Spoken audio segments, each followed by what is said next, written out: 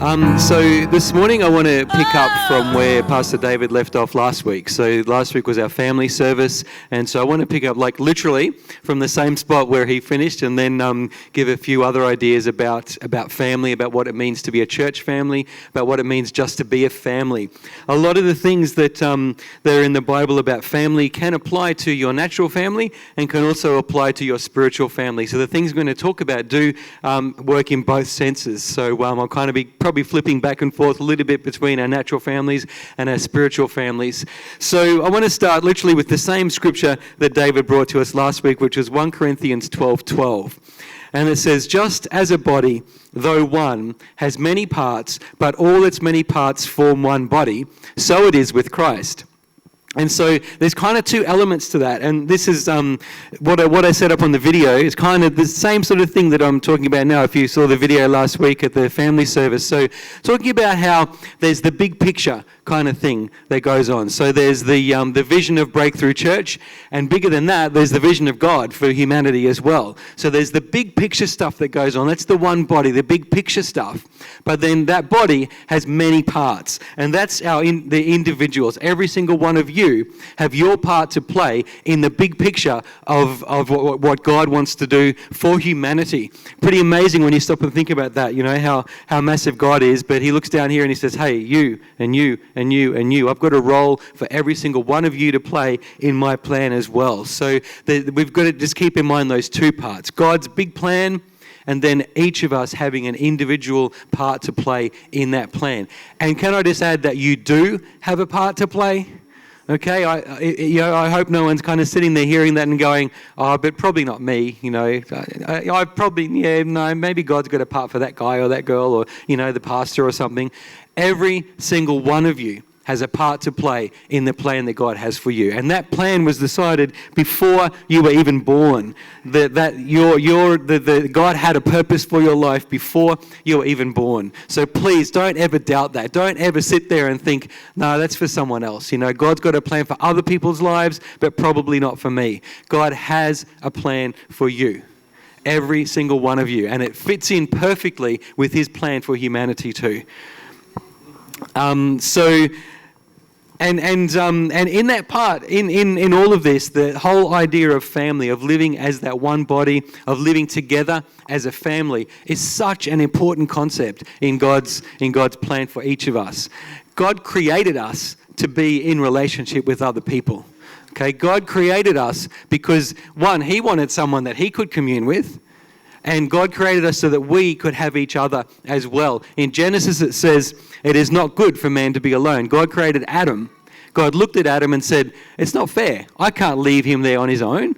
You know, it's not good for Adam to be there on his own. He needs somebody comparable to him, who he can commune with, who he can have a relationship with, who he can grow together with, supporting each other. So he created Eve.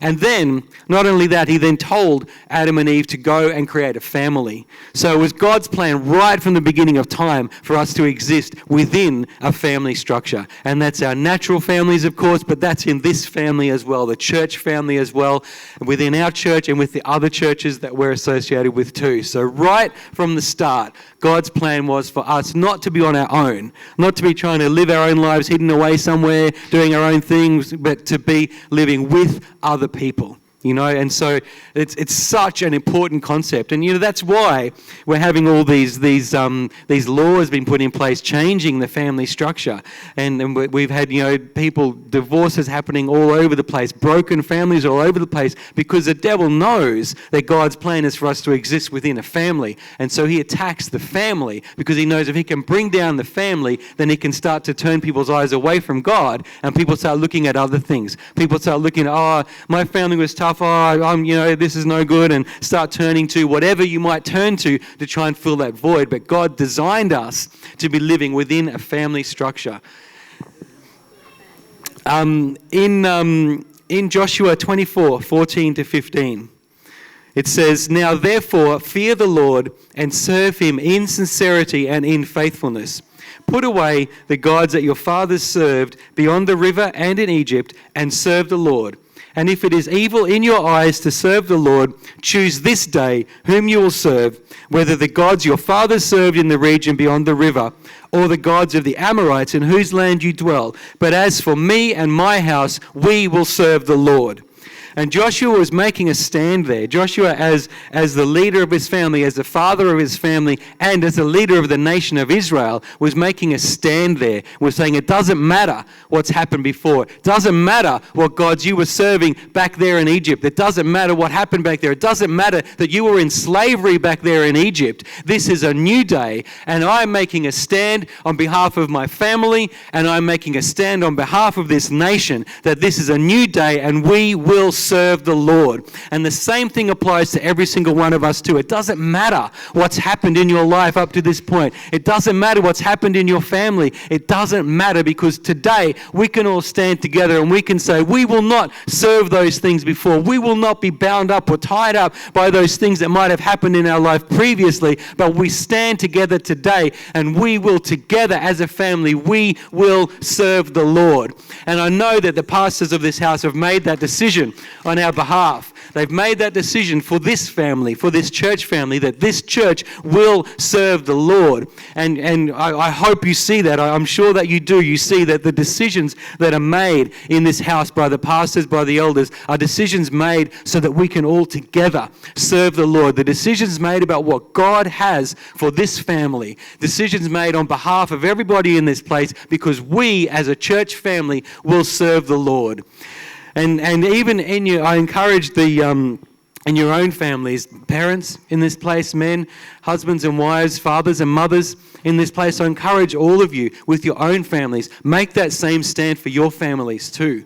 You know, make that stand for yourselves. It doesn't matter what upbringing you've had. For me, my parents separated when I was 17 and got divorced a couple of years after that. For a long period of time there, family was not a nice place for me. When I thought about my family, there was this hurt there. There was angry. There was unforgiveness there. There was all sorts of difficult situations there, arguing, fighting going on. You know, a lot of that is what I remember from my family upbringing. And then when my parents divorced, you know, I took that really hard. That was a very hard thing for me, you know, and for a long time I held on to this unforgiveness.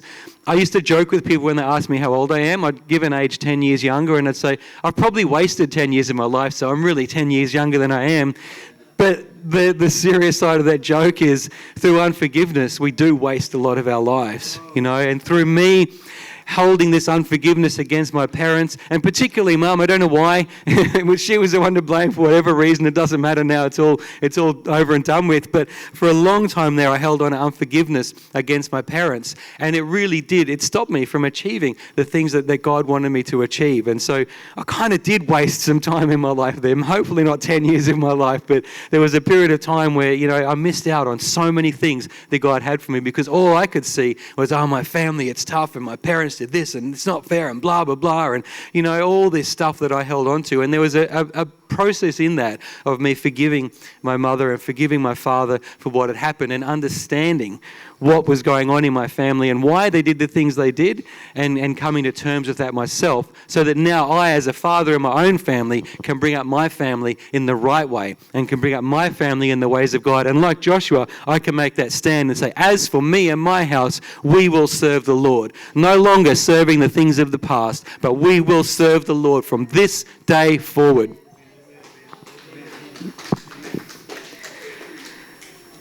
I'd like to have a look at Genesis 49, verse 1.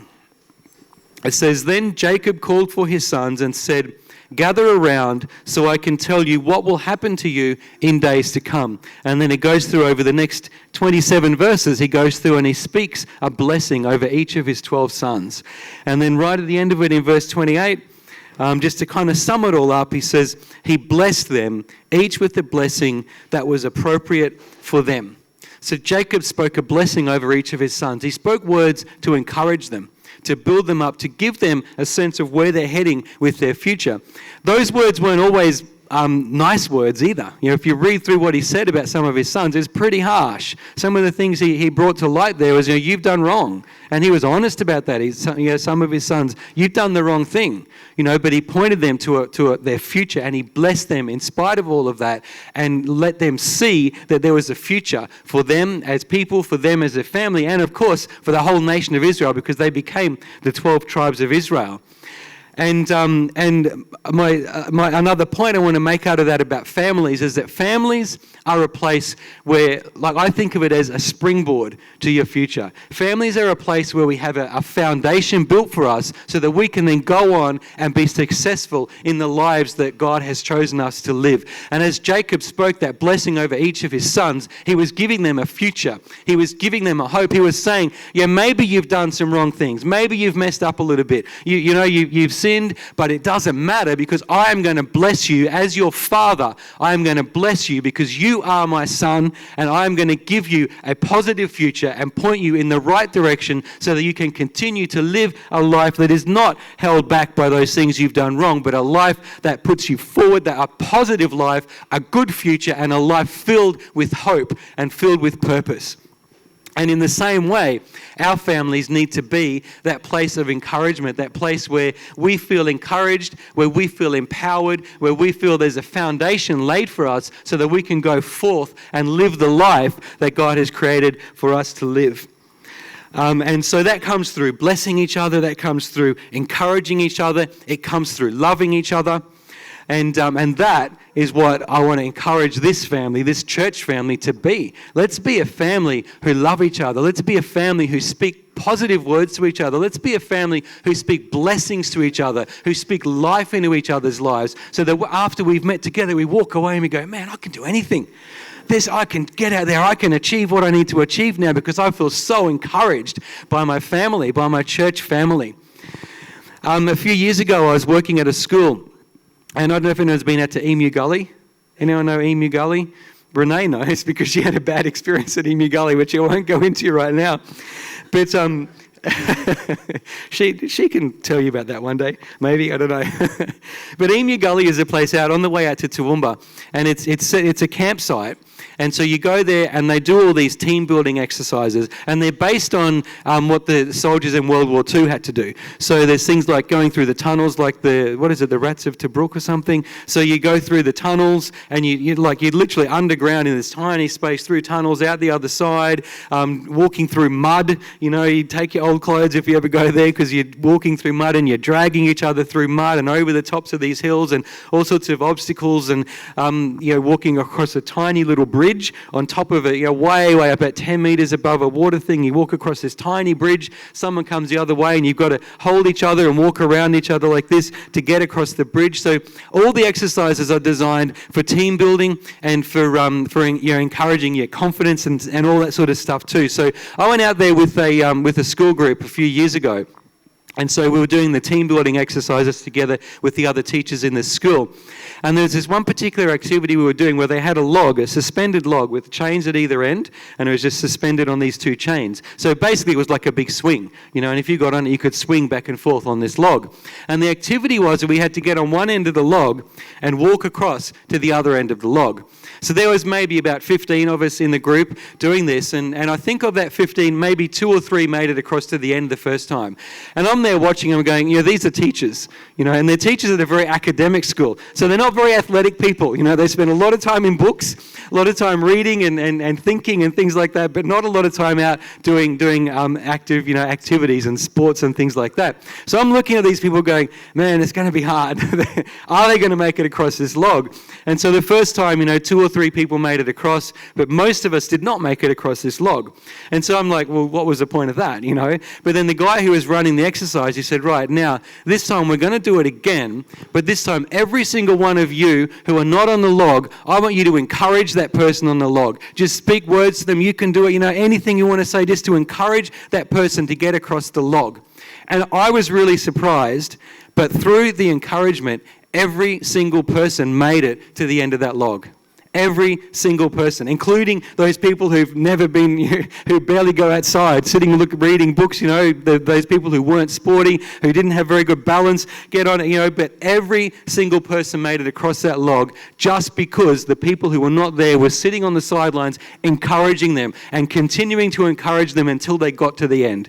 One guy fell off once, but his second go he made it. But I'm pretty sure every single person except that guy made it first go, that guy made it second go, merely because they were encouraged. And I was amazed by that. I still thought, maybe a couple of people won't make it. But every single person made it across. Just shows the power of encouragement. When we're standing beside people saying, you can do it. Come on, I believe in you. That's it. Yeah, go for it. Go. You're nearly there. That's it. Go. Yes, you made it. And then celebrating with them at the end. It was a really eye-opening experience for me, the power of encouragement to see those people make it across that log. And that's the power that we all hold within our hands every time we speak to someone. We hold that power as well in our tongue, that we can speak words of encouragement to that person and empower them and lift them up. Encourage. It's got the word courage in there. We're giving them courage. We're giving that person courage through the words that we say. We're building them up and helping them to be strong and courageous were the words that God said to Joshua many times when he was walking into the promised land. And we have that power in our own tongues as well to encourage other people and build them up. In 1 Thessalonians 5:11, it says, therefore, comfort each other and edify one another, just as you also are doing. And there's a bunch of other scriptures in there where Paul or the writers of the letters are saying, encourage each other, love each other, build each other up. There's a lot of scriptures that say that. So you only need to kind of quickly read through the Bible and you're going to find some of those scriptures. So God knows the importance of us encouraging each other and has put that into his word. And in Matthew 22:34-40, it says, when the Pharisees heard that he had silenced the Sadducees, they gathered together, and one of them, a lawyer, asked him a question to test him. Teacher, which is the great commandment of the law? And he said to him, you shall love the Lord your God with all your heart and with all your soul and with all your mind. This is the greatest and first commandment, and the second is like it. You shall love your neighbor as yourself. On these two commandments depend all the law and the prophets. Now, the Pharisees had hundreds and hundreds of laws that they used to follow. Jesus came along and said, forget all those laws. I'm going to give you two things. If you do these two things, then all those other laws that you've been trying to follow for so many years, all of those will be fulfilled in these two things. And it was love the Lord your God, and it was love your neighbor as you love yourself. So Jesus said it right there, the two greatest commandments. And so when it says love the Lord your God, remember it says love the Lord your God. He needs to be Lord in your life as well. So it's not just running around going, oh yeah, I love you, Lord. Yeah, you're great. You're a good guy over there. Yeah, I love you, God. I love you like a brother. Yeah, come on. Yeah, mate. I remember in my young years, not me, other people, not me, but other people getting drunk, and then they're, hey, I love you, man. I love you. You're my brother, man. It's not like that. It's loving the Lord your God. He needs to be Lord of your life. He needs to be everything to you. He needs to be the one who upholds you, the one who you serve completely with your life. Every morning when you get up, you look to him. Every moment of every day, you look to him knowing that he is there to support you and encouraging you. And you love him as your Lord, as the number one thing, as the greatest thing, as the giver of all wisdom and the giver of all life and the savior of the world. That's how we need to love God. It's not just, yeah, whatever, God, I love you, yeah, and now I'll go do my thing. So I love you and I serve you and I look to you every moment of every single day because you are everything to me, Lord. That's the love we need to have for God. And then the second part says, love your neighbor as you love yourself. And that means that we need to love ourselves first, or love ourselves as well. The extent that we love ourselves determines the extent to which we can love other people. And if we're looking at ourselves constantly and going, oh, I'm nothing, look in the mirror, oh, look at you, you look disgusting. Can't believe you even got out of bed this morning, self. If we're looking at ourselves like that and putting ourselves down all the time, then we don't have the capacity to love other people. So we've got to start by looking at what does the word say about us? What does the word say about me? What is it in me that will help me to look at myself in the mirror and say, hey, you're doing well. I love you. You're great. Look at you. Look at the things you're achieving. Look at what God says about you. Look at what the Word says about you. You were created by God for a good purpose. And we can look at ourselves and think highly of ourselves and love ourselves. Then we have the capacity to love other people. You know, if we've got that unlove for ourselves, if I can call it unlove, that hate for, hopefully not hate, but you know, if we're constantly putting ourselves down like that, and we see other people doing well, sometimes you want to try and bring them down. Now, you see them doing well, you go, oh, well, I could do that. Yeah, easy. Who do they think they are anyway? Doing all that stuff, you know, because we're so hard on ourselves that we see other people doing well and we just can't love them. We can't celebrate with them because we're putting ourselves down. And instead of looking at them and saying, hey, that's amazing what you did. I love what you did. I love you. We look at ourselves and we go, well, whatever, you know. They think they're so good. You know, and we start putting them down. I'm sure we've all known people who do that. People who, you know, they've got a low self-esteem and they bring other people down to try and bring themselves up. You know, I'm sure we've all met people like that. And that's just, those people need to look at themselves first and say, hey, I'm going to build myself up first. And build myself up in God first. Build myself up in the knowledge of what God says about me, so that now I am free to be able to love other people. And because I have such love for myself, I can look at any other person and I can celebrate with them the good things they're doing. I can show my love for them. I can encourage them and lift them up and help them to be able to go on and do more amazing things. So we've got to start looking at what God says about us and getting that in our hearts, so then we can truly love others. Love the Lord your God, love your neighbor as you love yourself, the two greatest commandments. And I really, truly, truly hope that we can be a church filled with that sort of love, filled with that love for each other, able to encourage each other, able to build each other up. You know, it should be that we come into this service on a Sunday and we fellowship together and we worship God and we spend time with God, we spend time with each other, loving each other, and we go out that door and we're empowered then to go through our week and to show that love to everyone who we come in contact with our week. We're empowered from this service to go out there and make a difference in our world and to do something great out there in our communities because of the love that we felt in this place. The love to and from God and the love to and from each other is what empowers us to get through our week. You know, I was thinking about this yesterday actually at Angus's soccer game, and you know, and in the middle of watching the game, I was thinking about, you know, this whole concept of love, loving each other, and the concept of the apostolic, which we talk about a lot in our church. Apostolic is all about being sent. So we come into this place as a family, and we receive and give the love that we need in this place, and then we're sent out from this place. You know, it gives a different understanding of that whole concept of being sent, of being chosen by God and being sent out into the community. This is where we get the foundation. This is where the springboard is for that, this family here.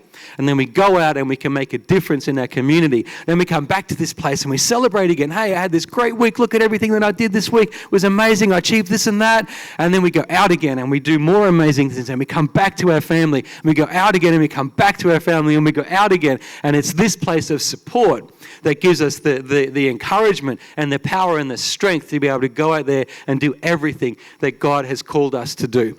So that's my encouragement to you. Let's be a church that loves each other, that encourages each other, and speaks words of life to one another. And just one more scripture on that.